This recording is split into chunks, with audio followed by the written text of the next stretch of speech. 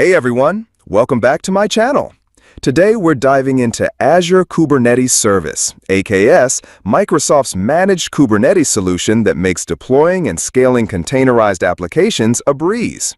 Whether you're a DevOps engineer, a cloud enthusiast, or just getting started with Kubernetes, this tutorial will walk you through setting up an AKS cluster, deploying an application, and scaling it effortlessly. So, let's get started. Before we jump into the hands-on part, let's quickly check our agenda. What is Azure Kubernetes Service? What is the core concepts for Azure Kubernetes Service?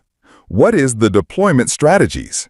How to scale and manage Azure Kubernetes Service?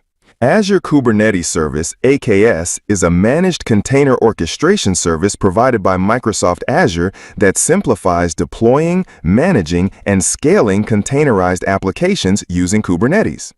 It eliminates the complexity of managing the Kubernetes control plane by handling critical tasks like health monitoring and maintenance automatically.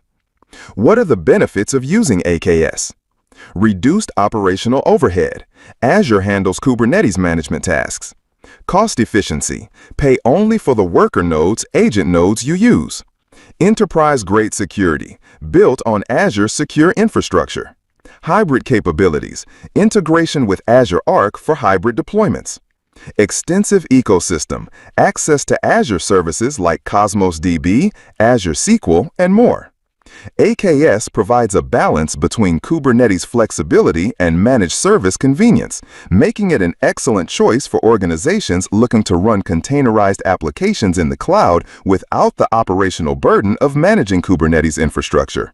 What are the core concepts of AKS? Cluster, a set of nodes, VMs, that run containerized applications managed by Kubernetes.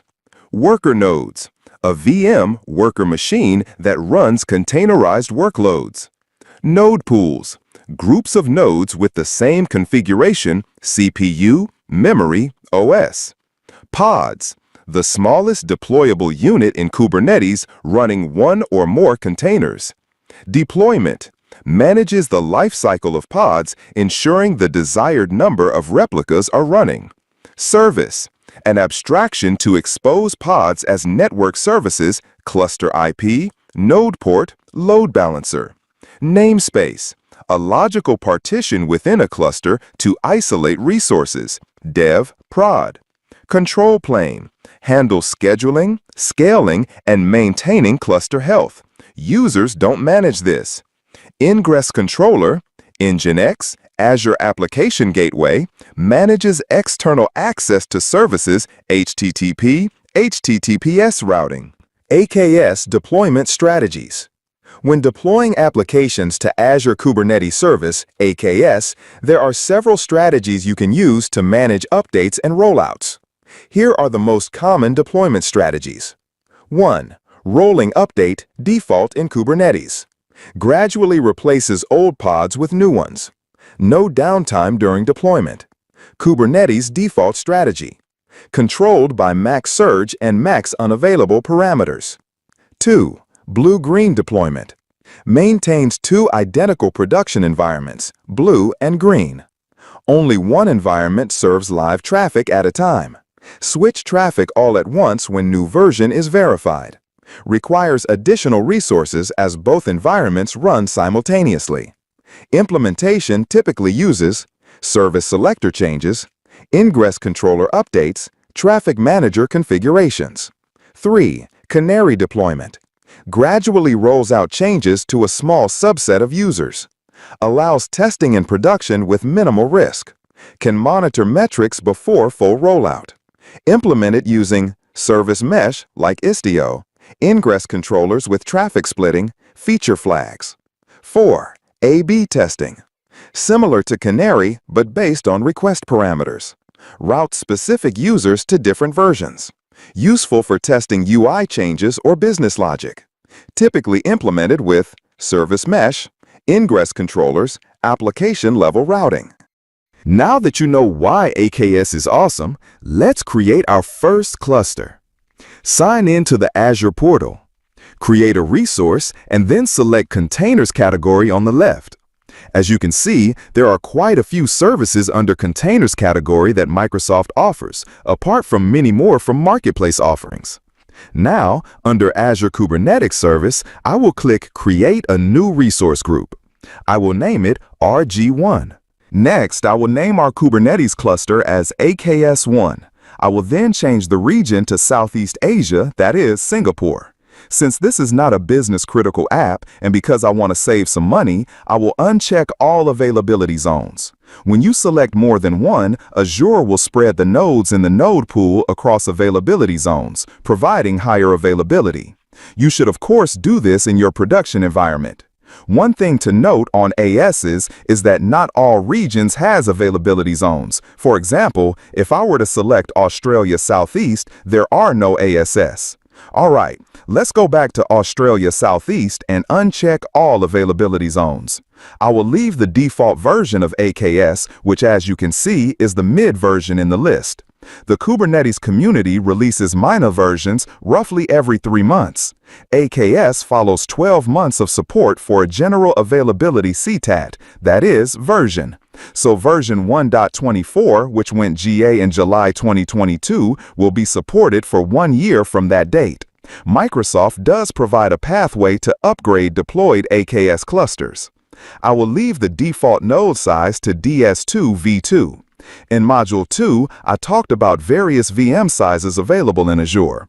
This one has 2 vCPUs and 7 GB of memory. Let's set the node count to 1. This will give me an opportunity to show you how to scale it up later. Click Next. Since we have set the node count to 1, node pools show that as the maximum. That is, minimum is set to 1 and maximum is also set to 1. If I were to go back and change the max to 5 and click Next, you will see that reflected here. Also note that the max spots per node is set to 110. If you need to add more than 110 pots, you will need to add more nodes. This, by the way, has nothing to do with VM size. You can select a VM with 32-core CPU and 128 GB of memory, but the port-to-node ratio is between 30 to 250, which can be configured if you click on the agent pool. Let's set this to 30 and click Update and then Next.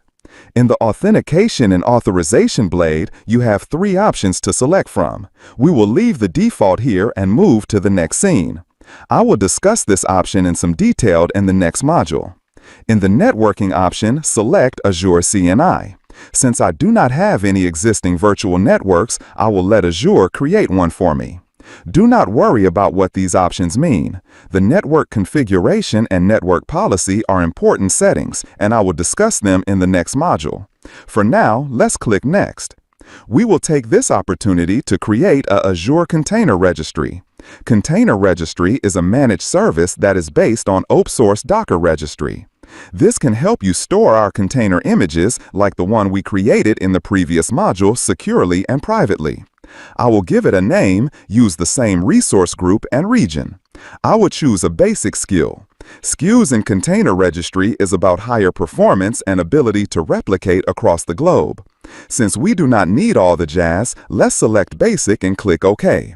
Let's enable container locks and let the logs go to this new log analytics workspace that Azure is creating for us. And yes, we will come back to monitoring later. Click Next to go to Advanced Plate. The Infrastructure Resource Group is where all the info related to AKS, like networks, VMs, etc., are created. Microsoft recommends to leave the defaults, but in your production environments, you can change it if the naming policy is required you to. We will click Next and leave the tags blank for now. If you have used any cloud platform before, you know what tags are. If not, you can ignore these for now. In the next screen, Azure runs a quick validation to see if all the required options are filled and if we can continue with the deployment. Once the validation is complete, let's click Create. Now we had deployed an AKS cluster along with prerequisites like resource group, virtual network. In this demo, we will connect to that cluster with CLI. There are a few ways to connect to our AKS cluster via CLI. You can use the Azure Cloud Shell to do that without the need to deploy anything on your computer. All the dependencies like Azure CLI and Azure PowerShell modules are pre-installed in that. You can also use PowerShell on Windows or Terminal on your Mac or Linux machines to connect to Azure. I will use PowerShell on my Windows machine to connect the process. I have logged on to Azure CLI via AZ login command to connect to our AKS cluster. I will need to get the cluster credentials. Before we do that, let me run the AZ account to show the subscription we are connected to. This is important to validate if you have more than one subscription in your tenancy.